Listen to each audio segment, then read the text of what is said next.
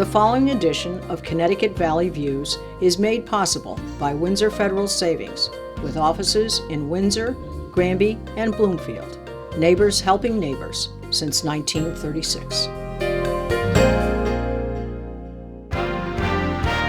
Join me, Susan Regan, host of Connecticut Valley Views, the most widely watched interview program on Connecticut Public Access TV. Proof to the people is the byline, insight without bias, generating a 360 perspective. Our mission is to focus on topical subjects with thought-provoking interviews regarding municipal leadership, current affairs, educational and political topics, as well as key destination points in New England.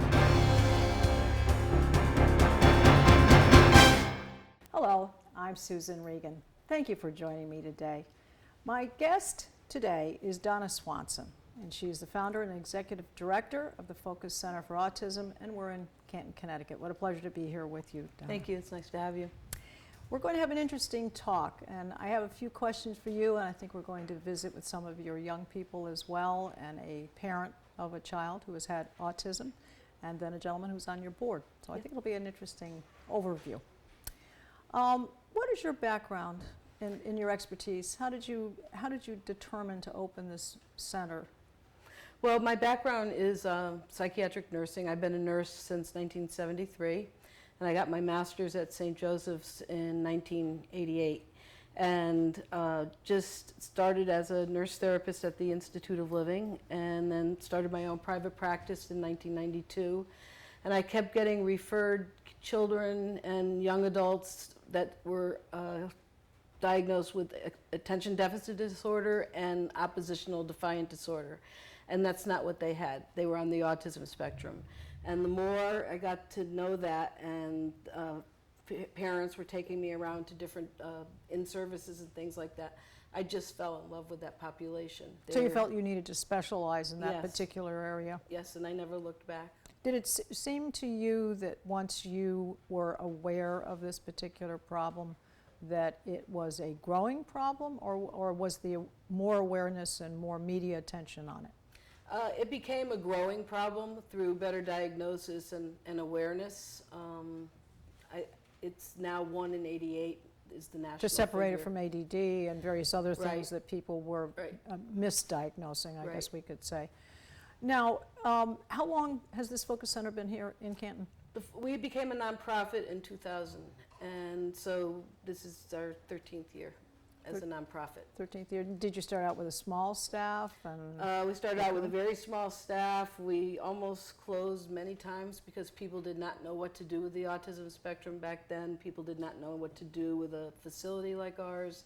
But we just, with the little engine that could, we kept on trying, and we finally got licensed by the Department of Children and Families in 2003 or 4, I think, and still struggled, but now we have a waiting list and 2 group homes. Now the 2 group homes, so this is the center. So what is the difference between Focus Center here in Canton and the 2 group homes?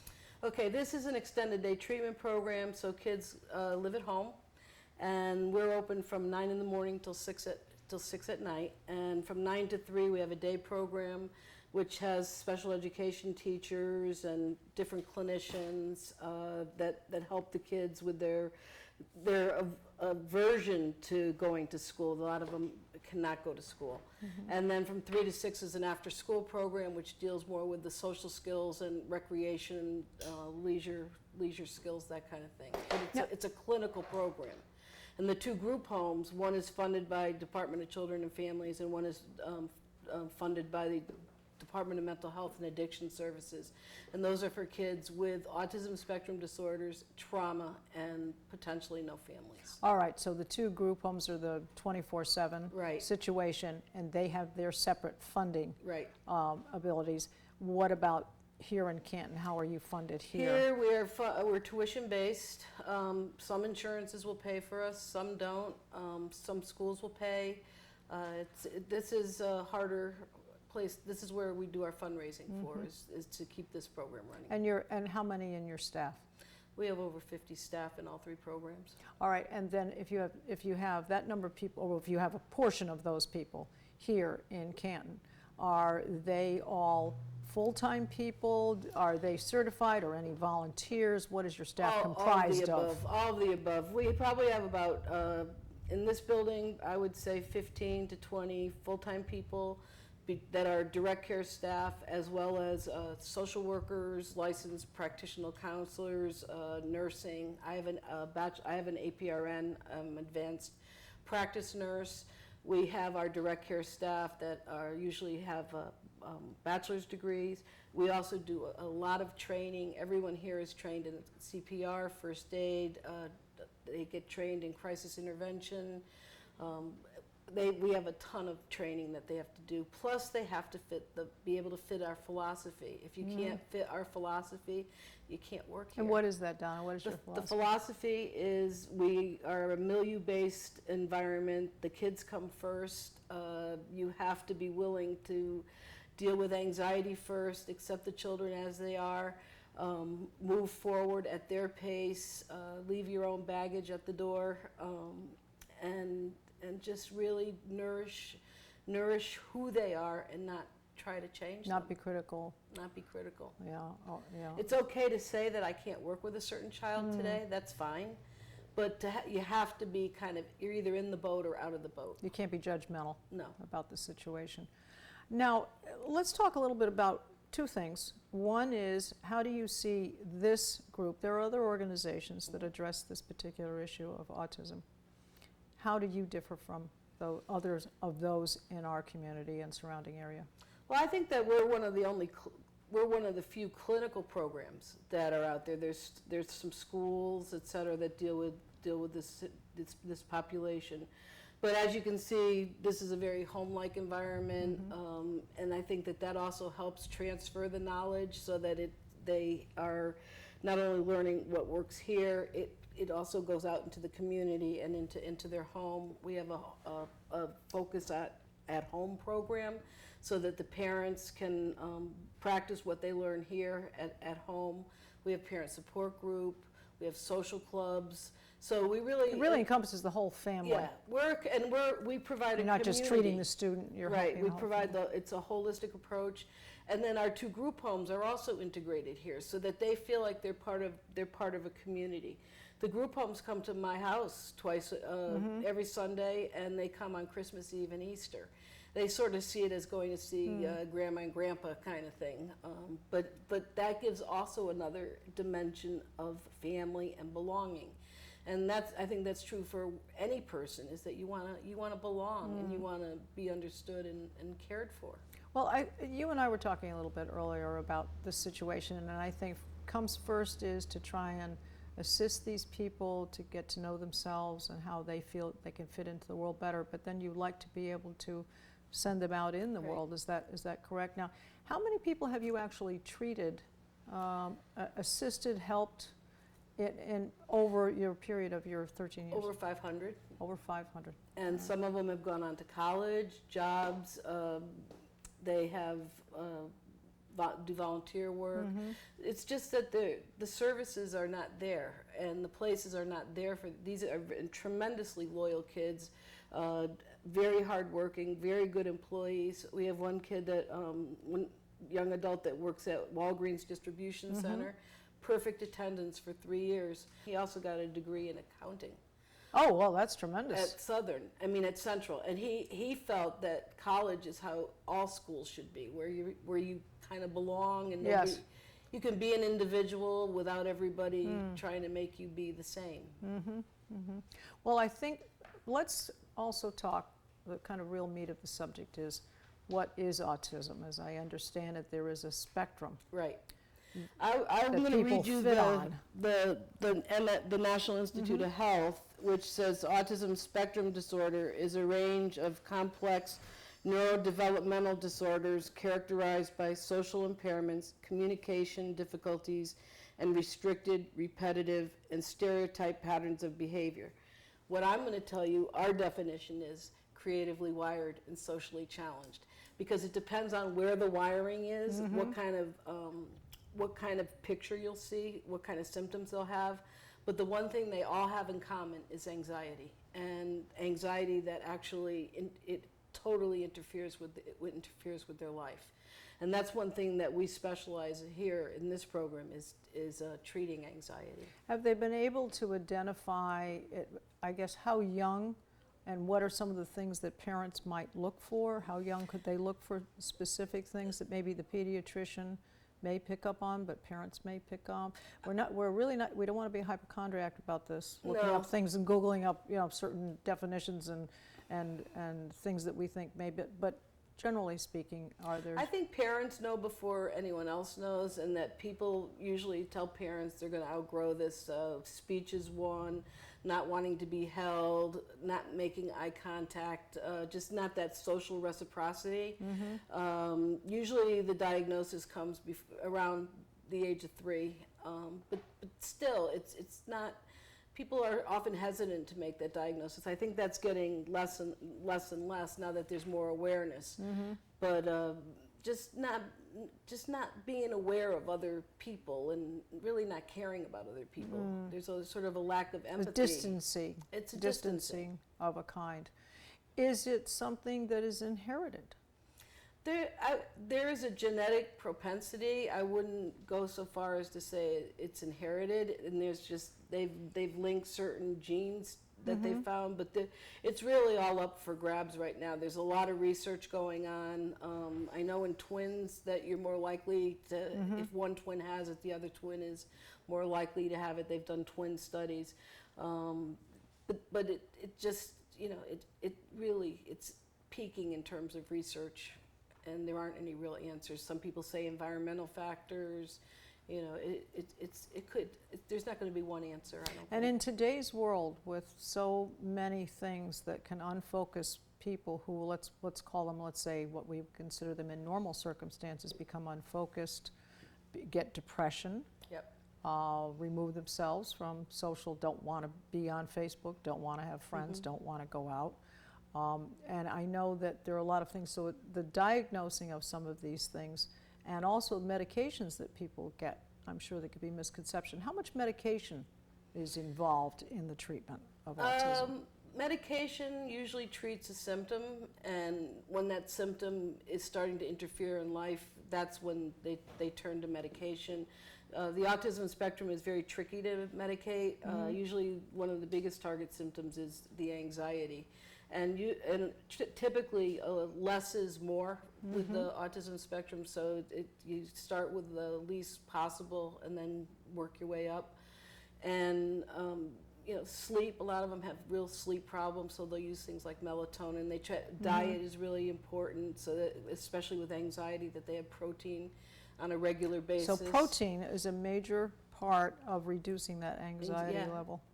Our guys crave carbohydrates, but we really try to encourage parents to pair a carbohydrate with a protein, because carbs don't last. They release stress hormones and adrenaline, which is anxiety. Right. So so we try to get them to pair with a protein, because the protein will make it last longer, and that's one thing that we do here. Is really try and focus on a healthy diet. Like a diabetic, if you recognize the symptoms of a young person and they were having an anxiety attack or they were feeling more anxious, what's the first thing that you do? What is a response to that? We have everybody is individual, so we do things called quiet minutes, which are miracles. We say a quiet minute starts when you're quiet. Right. And that sort of helps them regroup. And then we have a big feelings room where they are allowed to go in, and there's always somebody available for them to talk to. We give them space. We use sensory things, like we have sensory balls, we have fidgets and things that they can use. We have a machine like Temple Grandin had that they can slide through, which is helps reduce the anxiety. We have a sensory swing out back, so we incorporate that a lot through the day anyway, so that we always try to be ahead of the game. Sure. And I would think that exercise would help. Yes. Is that a release? Yes. I would think that would help too, because it helps to take some of that attention off the problem and put it on something that's fun and you have to find the right thing for them to do, because they can be clumsy. Neurologically, that's one of their hallmarks, is that they can be a little clumsy and uncoordinated. Our guys love scooters. They love basketball, and they love swinging. And It's a soothing thing, yeah, swinging. yeah. And they like old-fashioned games, board games. We were offered a brand new TV, and they didn't want one because they wanted to keep the old video game systems that we Sure. had.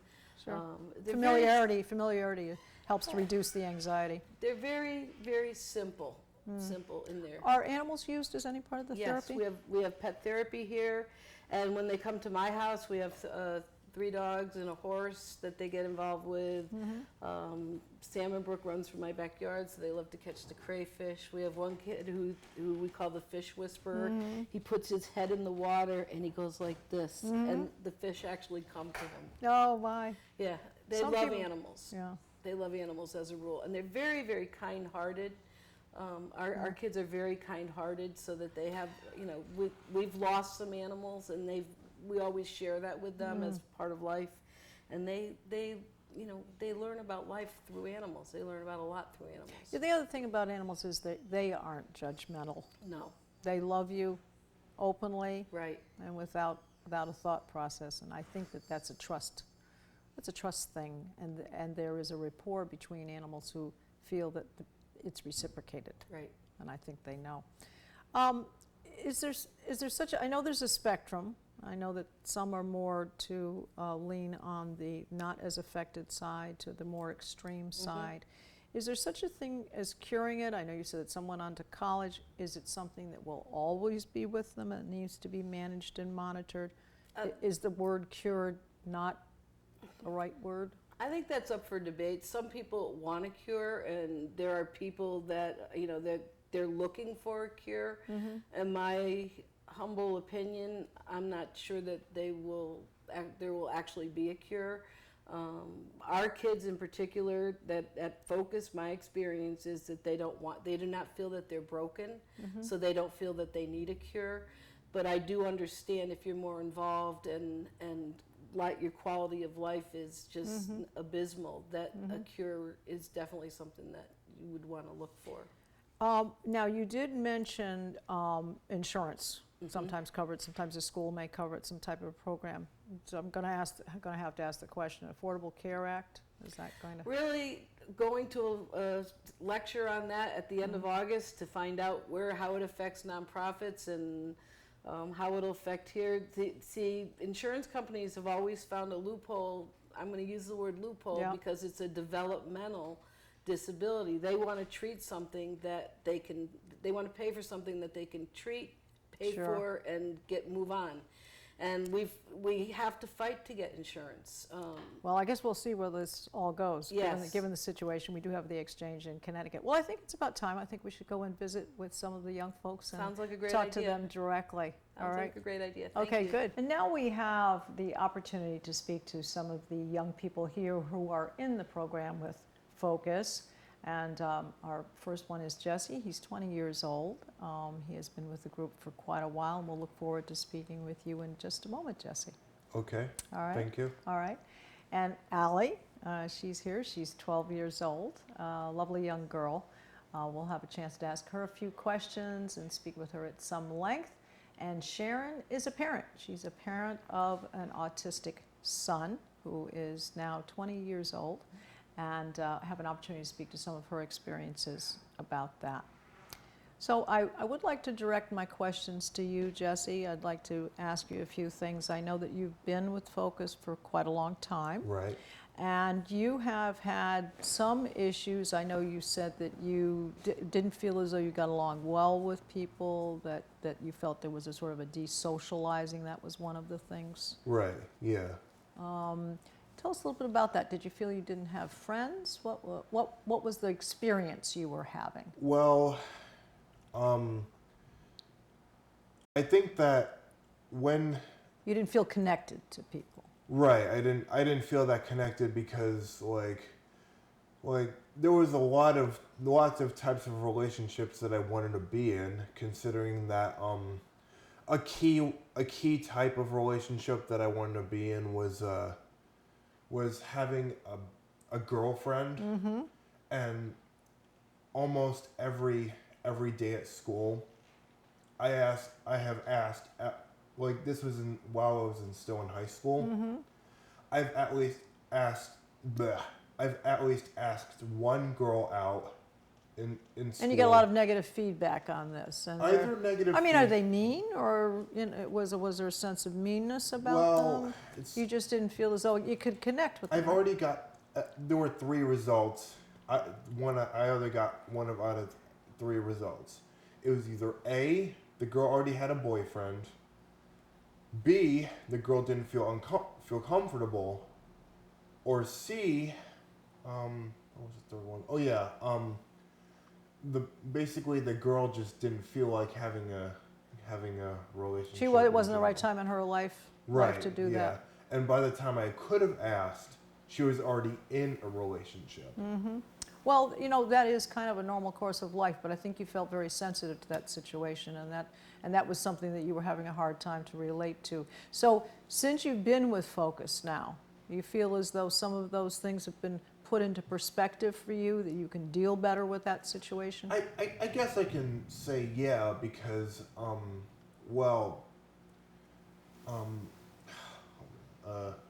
It's trying to find the words to express what people have done for you here. Right, yeah. They make you feel more aware of what other people are like and how you fit into the situation, not take situations so personally. And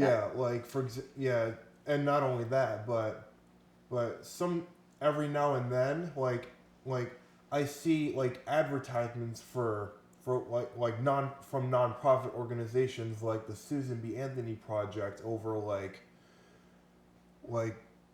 how abusive relationships can be, and almost every day nowadays I see at least one poster of those, and it gives me like a fear saying maybe I shouldn't have a relationship because sometimes I might have like a different type of perspective on how a relationship should work.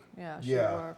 I don't want to interrupt you, but I want to get a chance to talk to Allie. Cool. Okay? That's perfectly fine. Yeah. Go ahead, Allie. Now, Allie, you had some issues, I think. Some of them, you want to tell me about them? I know that you felt there was bullying involved. Is that right? Yeah. Tell me a little bit about that. Was that coming from boys, girls, people in general? The bullying was coming from girls and boys and stuff. Both. And so you felt very aware of the fact that people were trying to push you around? Yeah. Is that the right word? And what about teachers? Did you feel that you were missing a connection with teachers, that teachers didn't understand you? Yeah, teachers did not understand me. If I needed help, they wouldn't give me help. Then if I tell them I needed a break, they wouldn't let me have a break. Mm-hmm. And then making friends. Yeah. That was an issue, having a relationship with somebody else, to be able to talk to them. Yeah, I have trouble making friends. Like, I can't go up to someone and say, "Can I be your friend?" because it's hard for me, but I try my best, and that's all I can. Okay, and tell me some of the things, the good experiences that you've had with Focus. What do you see?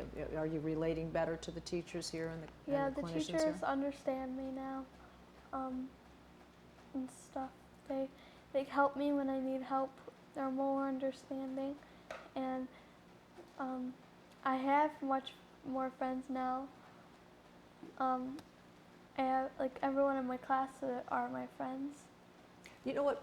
Part of that is liking yourself. When you like yourself, sometimes people then tend to be drawn more to you too. You have more confidence, is that right? More confidence? Yeah, sometimes I don't like who I am and about myself. Like I think I'm overweight or something, and I don't like my face, but sometimes I do, so it's kind of off and on. Well, we think you have a gorgeous face, so I don't know what you're worried about. Now, Sharon, I'd like to talk to you for a moment, because you said you do have a son, 20 years old. His name is Alex, and tell us a little bit about your experience with him, because I know that he's a mentor now. Yeah, he's a mentor here. To help. He's been coming now about 10 years, and he started off having a very difficult time here, really not being able to participate. We were lucky if he could stay in the room, and as time went on, he could participate more and more and talk and actually answer questions and participate in the activities. And I just saw him grow so much and develop friendships and relationships with other kids here because he was more comfortable. And he loves it here, he enjoys coming, and he went through the whole CIT intern process, and now he's a Counselor in graduate training. mentor. Yeah. So that's quite a leap of faith for him to go from actually being one of the people who needed assistance to being one who can give assistance. I think that's a tremendous benefit.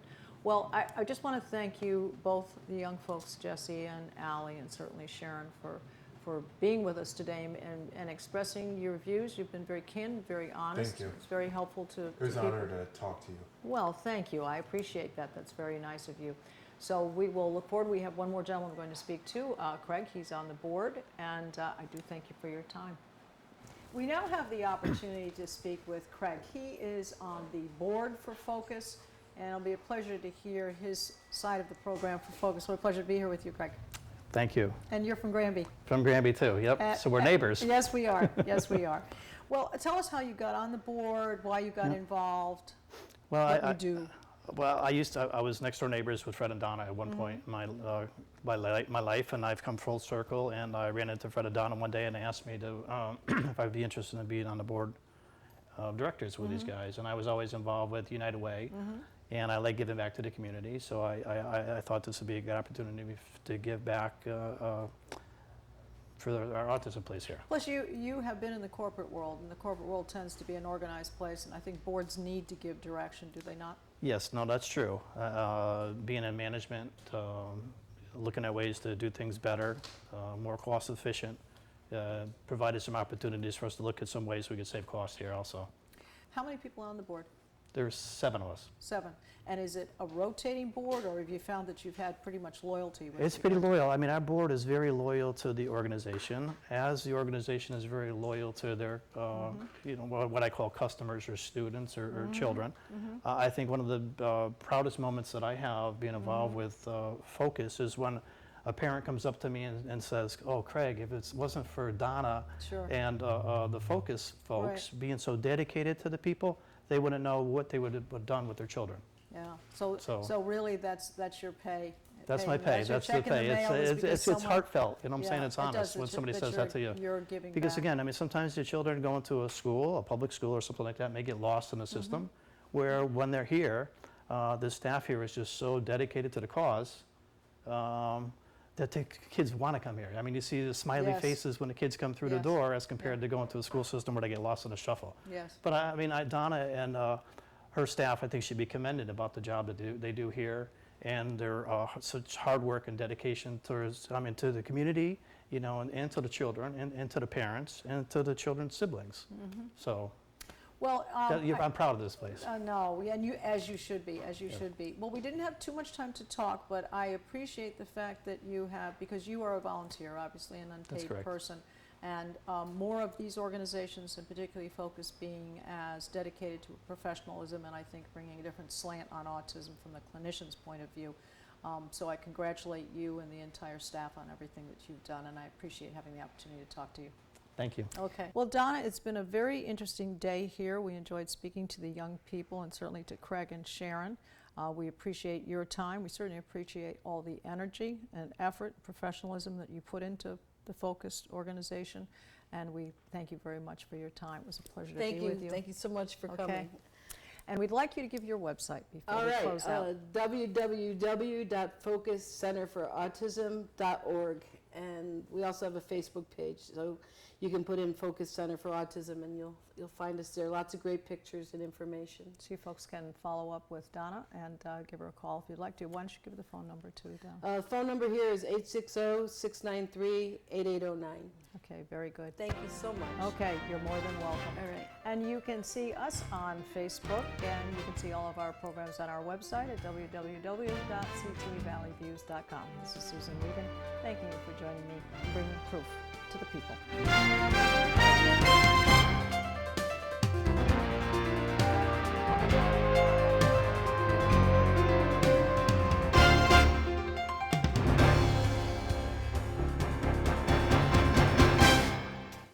Our thanks to Windsor Federal Savings for making this program possible.